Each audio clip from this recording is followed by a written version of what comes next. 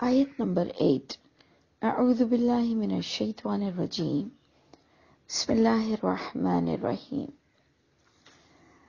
ہم پچھلی آیت میں راسخون فی العلم کے بارے میں پڑھ رہے تھے کہ یہ کون لوگ ہیں کہ جنہوں نے جب قرآن کو سنا تو انہوں نے کہا کہ یہ وہی کتاب ہے جو پچھلی دونوں کتابوں کو تصدیق کرتی ہے۔ تو ہم نے ہمیشہ اس بات کو سمجھنا ہے کہ جو محمد صلی اللہ علیہ وسلم کو کے جو اطراف میں تھے اہل کتاب کے دو گروہ اور مشرکین مکہ کا گروہ جو کہ ابراہیم علیہ السلام کے نام سے اپنے آپ کو پہچان کرواتا تھا، اور اہل کتاب تو آپ جانتے ہیں کہ ایک گروہ موسیٰ علیہ السلام کے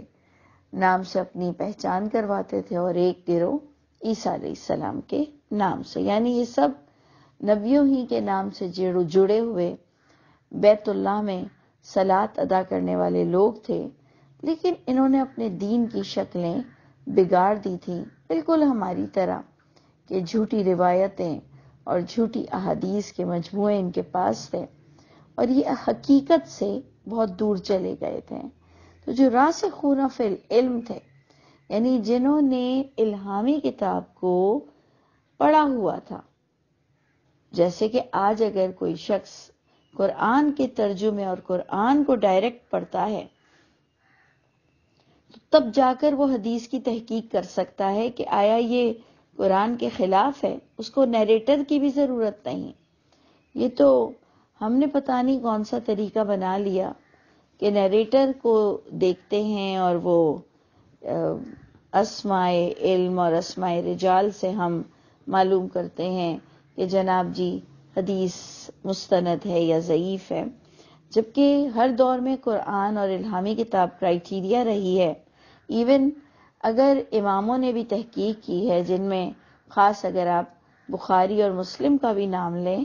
تو انہوں نے بھی قرآن ہی کو کرائیٹیریا بنایا تھا۔ تو اس لیے تحقیق کے دروازے زندگی میں سدا قائم رہیں گے، تحقیق ہوتی رہے گی، کیونکہ جب بھی کوئی بات اللہ اور رسول کے خلاف جائے گی، قرآن کے خلاف جائے گی، اسے ضعیف کا درجہ خود بخود ایک عام انسان بھی دے سکتا ہے۔ تو راسخون فی العلم وہ ہوتے ہیں جنہوں نے پچھلی کتاب کا علم رکھا ہوا ہو، اور آج کے دور میں بھی وہ لوگ جن کے پاس قرآن کا علم ہو، اور جب وہ اللہ کی وہ باتیں سنیں جو کہ الہامی کتاب سے ملتی جلتی ہوں، تو ان کے منہ سے نکلتا ہو کہ کل من عند ربنا، کہ ہاں تمام کتابیں اللہ کے پاس سے ہیں، کیونکہ ان کے پاس علم ہے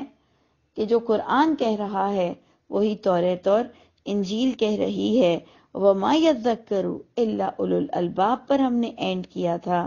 کہ ان باتوں کی نصیحت نہیں پکڑیں گے مگر جو عقل سے کام لیں گے وہ ان باتوں کو سمجھ سکیں گے، اور جن کی زندگی کا مقصد قرآن کو پروموٹ کرنا ہو تو وہ ضرور اپنا کردار ادا کریں گے۔ اسی کے ہی ساتھ آپ دیکھیں کہ جب کوئی الہامی کتاب کو مضبوطی سے تھامتا ہے تو آگے بھی اس کی دعاؤں کا سلسلہ اللہ کی کتاب کچھ یوں بتاتی ہے کہ وہ کہتا ہے ربنا لا تزغ قلوبنا، اے ہمارے رب نہ کجی ڈالیے گا، نہ ٹیڑھ ڈالیے گا، نہ زنگ لگائیے گا، قلوبنا ہمارے قلب کو۔ اللہ تو کسی کے بھی قلب کو زنگ نہیں لگاتے، کسی کے بھی دل کو اللہ خود سے ٹیڑھا نہیں کرتے ہیں۔ تو بات یہاں سمجھنے کی آ رہی ہے بعد اذ ہدیتنا، بڑی انٹلیکچول فارم ہے کہ بعد اذ ہدیتنا، کہ بعد جب ہم ہدایت کو سمجھ لیں، ہم ہدایت کو پا لیں۔ پانے کا مطلب یہ ہے کہ ہماری پہنچ قرآن تک ہو، تو اے میرے رب ہمیں سمجھنے کی توفیق عطا فرمائیے گا، اور پھر ہمارے دلوں میں اس کو سمجھنے کے لیے ٹیڑھ نہ ڈالیے گا، سمجھنے کے بعد عمل کرنے کے لیے ٹیڑھ نہ ڈالیے گا، اور ہم آئیں بائیں شائیں نہ کریں۔ اور اگر آپ ایمانداری سے اس بات کو غور کریں کہ کون ہے جس کے دل میں ٹیڑھ آ جاتا ہے ہدایت پانے کے بعد، یہ وہ لوگ ہیں جو اجماع تواتر سے بڑے امپریس رہتے ہیں، جن کو خود کی کوئی سیلف آبزرویشن نہیں ہوتی، جو شارٹ کٹ کی تلاش میں رہتے ہیں کہ انہیں کوئی مفتی یس اور نو کا فتویٰ دے دے، اور یہ اپنے آپ میں اپنے آپ کو تسلی دیتے ہیں کہ ہم تھوڑی پورا قرآن پڑھ سکتے ہیں، ہم تھوڑی پورے قرآن کو سمجھ سکتے ہیں، جبکہ آپ نے اس سے پہلے بھی یہ بات پڑھی پچھلی 7 آیتوں میں بھی کہ یہ ہدی للناس ہے، توریت بھی، انجیل بھی، قرآن بھی ہدی للناس ہے، صرف علماؤں کی کتاب نہیں ہے، یہ عام پبلک کے لیے رہنمائی کے لیے خبرنامہ، یہ نیوز پیپر جاری کیا گیا محمد صلی اللہ علیہ وسلم کے قلب پر۔ اور آپ یہ بھی جانتے ہیں کہ نیوز پیپر کی جو لینگویج کا سٹیٹس ہوتا ہے وہ بڑا نارمل ہوتا ہے۔ آپ اردو کو دیکھ لیں، انگلش کو دیکھ لیں، کوئی بھی زبان کو دیکھ لیں، سب کی ایڈوانس زبانیں بھی موجود ہیں۔ آپ دیکھ لیں کہ ہمیں اپنے اردو کی شعر و شاعری کا مطلب نہیں پتہ چلتا، لیکن آپ دیکھیں گے کہ خبر نامہ، نیوز پیپر بالکل نارمل رینڈم لینگویج میں ہوتا ہے کہ اسے ایک چپڑاسی بھی پڑھتا ہو اور وہی خبر نامہ پریزیڈنٹ بھی پڑھتا ہے، بڑے سے بڑے ادیب کو بھی وہی خبر نامہ ملتا ہے۔ اس لیے مت کہا کرو قرآن مشکل کتاب ہے۔ آپ اور میں اللہ کے معاملات میں ٹانگ اڑا رہے ہیں، بلکہ اللہ کی بات کو کہ ہم نے آسان بنایا ہے سمجھنے والوں کے لیے، ہم اس کو ہٹ کرتے ہیں۔ تو اس لیے آپ نے دیکھا کہ جو راسخون فی العلم ہے کہ کوئی خاص ڈپلوما لیے ہوئے، خاص سرٹیفکیٹس لیے ہوئے، خاص کئی سالوں کا علم حاصل کیے ہوئے لوگ نہیں ہوتے ہیں، یہ وہ رینڈم لوگ ہوتے ہیں راسخون فی العلم، جن کے پاس وحی کے بارے میں ان کے پاس کنسنٹریشن ہوتا ہے، وہ غور و فکر کرتے ہیں، وہ ترجمے سے اللہ کی کتاب پڑھتے ہیں، پھر جب بھی وہ پچھلی کتابوں کا بھی مطالعہ کرتے ہیں تو انہیں اچھی طرح سے وہ ویریفائی کر سکتے ہیں، وہ کلاسیفائی کر سکتے ہیں کہ کتنی باتیں اللہ کی طرف سے ہیں اور کتنی باتیں اس کے خلاف جا رہی ہیں جو کہ من گھڑت ہوں گی۔ تو آپ دیکھیں کہ اچھے انسان دعا کیا کرتے ہیں کہ اللہ ہمارے دلوں میں ٹیڑھ نہ ڈالیے گا، بعد اذ ہدیتنا، جب کہ آپ نے ہمیں ہدایت دے دی ہے، رہنمائی فرما دی ہے آپ نے ہماری۔ تو یہ یاد رکھیے اللہ کبھی بھی کسی کو ٹیڑھا نہیں کرتے ہیں۔ انسان ہدایت کے بعد اپنے آباء و اجداد کے سحر سے نکل نہیں سکتا، جھٹلا نہیں سکتا، ہمت نہیں ہوتی، اللہ کی ملاقات اس کے لیے بہت عزیز نہیں ہوتی، یا وہ نبیوں ولیوں کے سہارے سے سمجھتا ہے کہ جنت میں چلا جائے گا، تو نہیں، تو اللہ تو کبھی بھی کسی کو ٹیڑھا نہیں کرتے ہیں۔ تو ہدایت جب آ جائے تو انشاءاللہ اس کی اتباع کرنی ہے۔ وَهَبْ لَنَا مِن لَّدُنْكَ رَحْمَةً، رحمت بھی اتباع اور علم حاصل کرنے کو کہتے ہیں کہ عطا کیجیے ہمیں اپنے پاس سے رحمت،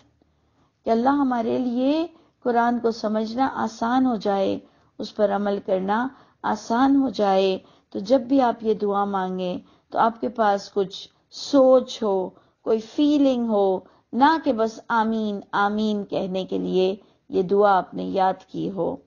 بڑی خوبصورت دعا ہے کہ ہم اللہ سے کہتے ہیں انکا انت الوہاب، اے اللہ آپ تو بڑا دینے والے ہیں، اے اللہ مجھے ہدایت سے جو آپ نے نوازا ہے